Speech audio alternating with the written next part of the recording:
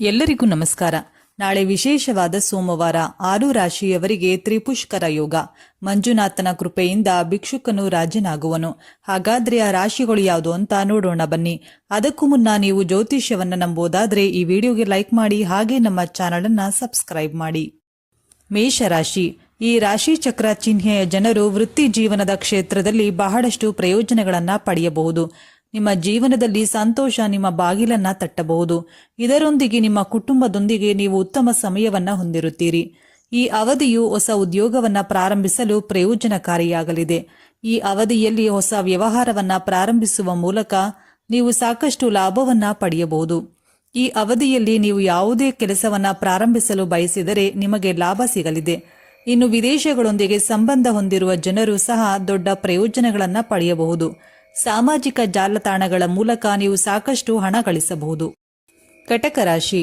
ಕಟಕ ರಾಶಿಗೆ ಸೇರಿದ ಯುವಕರು ಯಶಸ್ಸನ್ನ ಗಳಿಸಲು ಹೊಸ ಅವಕಾಶಗಳು ಲಭಿಸುವುದು. ಆದ್ದರಿಂದ ಜೂನ್ ತಿಂಗಳ ಆರಂಭಕ್ಕೂ ಮುನ್ನ ನಿಮ್ಮ ಕೆಲಸಗಳನ್ನ ಸಮಾಜದಲ್ಲಿ ವಿಶೇಷವಾಗಿ ಗುರುತಿಸುವರು. ಇತ್ತೀಚೆಗೆ ವಿವಾಹಿತರಾಗಿರುವ ಕಟಕ ರಾಶಿಗೆ ಸೇರಿದ ಜನರ ಮನೆಗೆ ಹೊಸ ಅತಿಥಿಯ ಆಗಮನವಾಗುವ ಸಂಭವ ಇದೆ. ಹಾಗೆ ಈ ರಾಶಿಗೆ ಸೇರಿದ ಅವಿವಾಹಿತರಿಗೆ ಅವರ ಗೆಳೆಯರ ಯಾವುದಾದರೂ ಸ್ನೇಹಿತರು ತಮ್ಮ ಪ್ರೀತಿಯನ್ನು ವ್ಯಕ್ತಪಡಿಸುವ ಸಂಭವ ದೊರಕುವ ಸಾಧ್ಯತೆ ಹೆಚ್ಚಾಗಿರುವುದು. ಇನ್ನು ವೃತ್ತಿ ಜೀವನದಲ್ಲಿ ಅತ್ಯುತ್ತಮವಾದ ಸ್ಥಾನವನ್ನ ಗಳಿಸಲು ನಿಮಗೆ ಸಾಧ್ಯವಾಗುವುದು. ಹಾಗೆ ಮಕ್ಕಳ ಬುದ್ಧಿಯಲ್ಲಿ ಬಹಳಷ್ಟು ವಿಕಾಸವಾಗುವ ಸಂಭವವಿದೆ.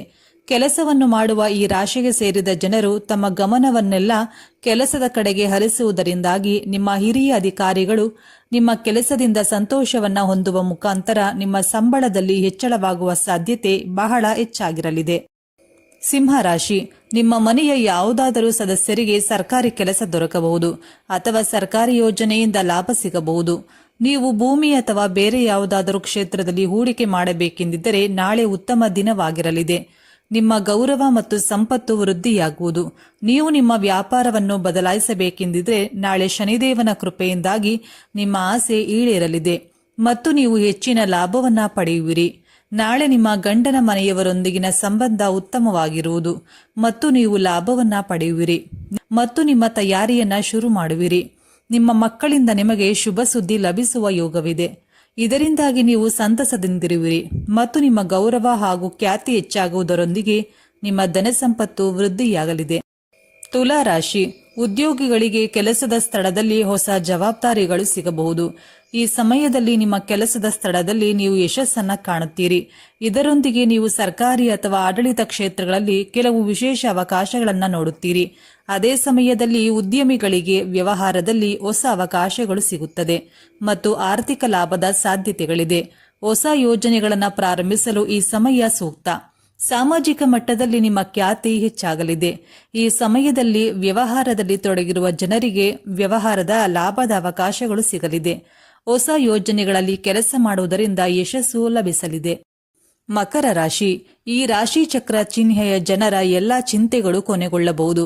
ಜೀವನದಲ್ಲಿ ಬಹಳ ದಿನಗಳಿಂದ ಕಾಡುತ್ತಿರುವ ಸಮಸ್ಯೆಗಳನ್ನ ಬಹಳ ಮಟ್ಟಿಗೆ ಪರಿಹರಿಸಬಹುದು.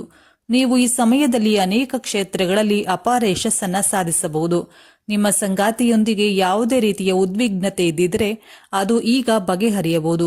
ವ್ಯವಹಾರದ ಬಗ್ಗೆ ಹೇಳೋದಾದ್ರೆ ನೀವು ಇದರಲ್ಲಿ ಯಶಸ್ಸನ್ನ ಪಡೆಯುತ್ತೀರಾ. ನೀವು ಬಹಳಷ್ಟು ಪ್ರಗತಿಯನ್ನು ಹೊಂದುವಿರಿ. ತಂದೆ ಮತ್ತು ಶಿಕ್ಷಕರಿಂದ ನಿಮಗೆ ಸಂಪೂರ್ಣ ಬೆಂಬಲ ಸಿಗಲಿದೆ. ಇನ್ನು ಇದರಿಂದಾಗಿ ನಿಮ್ಮ ಗುರಿಯನ್ನ ಸಾಧಿಸುವಲ್ಲಿ ನೀವು ಯಶಸ್ವಿಯಾಗಲಿದ್ದೀರಾ. ನೀವು ದೀರ್ಘಕಾಲದಿಂದ ಎದುರಿಸುತ್ತಿರುವ ಒತ್ತಡದಲ್ಲಿ ಯಶಸ್ಸನ್ನ ಪಡೆಯಬಹುದು. ಭೂಮಿ, ವಾಹನ, ಆಸ್ತಿ ಖರೀದಿಸುವ ಕನಸು ನನಸಾಗಬಹುದು. ಧನುರಾಶಿ.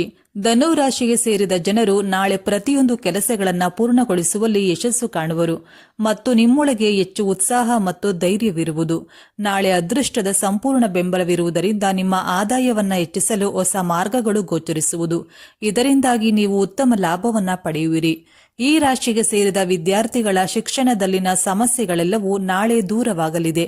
ಇದಕ್ಕೆ ನಿಮ್ಮ ಶಿಕ್ಷಕರ ಸಹಾಯ ದೊರಕಲಿದೆ. ಕೆಲಸವನ್ನು ಮಾಡುವ ಜನರು ನಾಳೆ ತಮ್ಮ ಮಾತಿನಿಂದಾಗಿ ಕೆಲಸದ ಸ್ಥಳದಲ್ಲಿ ಉತ್ತಮ ಹೆಸರನ್ನ ಪಡೆಯುವರು ಮತ್ತು ಅಧಿಕಾರಿ ಮತ್ತು ಸಹೋದ್ಯೋಗಿಗಳೊಂದಿಗೆ ಉತ್ತಮ ಸಂಬಂಧವನ್ನ ಹೊಂದುವಿರಿ. ಸ್ನೇಹಿತರೆ, ಹಾಗಾದ್ರೆ ಇದರಲ್ಲಿ ನಿಮ್ಮ ರಾಶಿ ಯಾವುದು ಎಂದು ನಮಗೆ ತಪ್ಪದೆ ಕಮೆಂಟ್ ಮಾಡಿ ತಿಳಿಸಿ.